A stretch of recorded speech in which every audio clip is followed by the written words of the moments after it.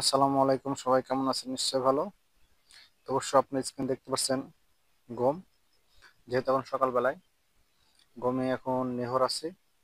তো আজকে আমি আপনার সাথে আলোচনা করব গমে যে বীজটা ব্যবহার করলে গম দানা ভালো হবে এবং আপনার দেখা যাচ্ছে শেষে কোনো স্পট পড়বে না আর যে ব্লাস্ট লাগবে না সে সম্পর্কে। তো ব্লাস্ট প্রথম বলি, গমের ব্লাস্ট একটা বড় একটা রোগ, যদি লাগে তো পুরা গমই নষ্ট করে দেবে, এদিকে দানা হবে না।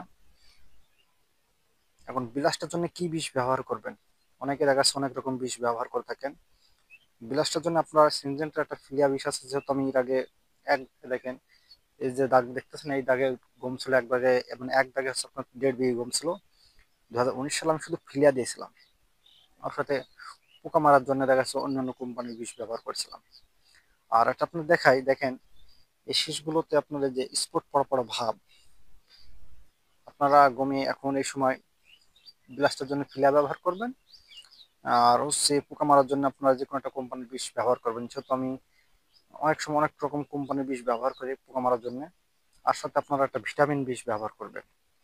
ভিটামিন বিষটা মানে আপনারা পোকা মারার সাথে ব্যবহার করবেন না, এটা আপনাদের বলে রাখি।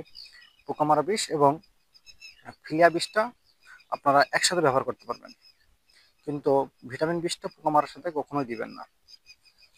তো আশা করি আমার কথাগুলো অবশ্য বুঝতে পারছেন। আর আপনাদের একটা কথা বলে রাখি, এই গমে কিন্তু ভেজাল সবচেয়ে কম।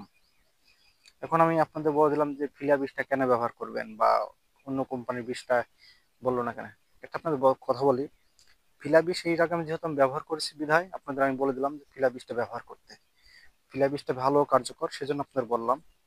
তো তাছাড়া কিছুই না। সেজন্য বলছে পোকা মারার জন্য অন্যান্য কোম্পানির বিষ আছে, সেগুলো ব্যবহার করতে পারবেন। তো আশা করি আমার ভিডিও ভালো লেগেছে। ধন্যবাদ সবাইকে।